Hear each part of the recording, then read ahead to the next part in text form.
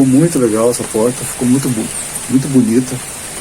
Vou trabalhar umas artes artesanais nela, toda em madeira, incrustada aqui ainda. Vou fazer um trabalho bem legal aqui nessa porta, né? E ficou maravilhosa, né? Muito feliz de ter uma porta em casa.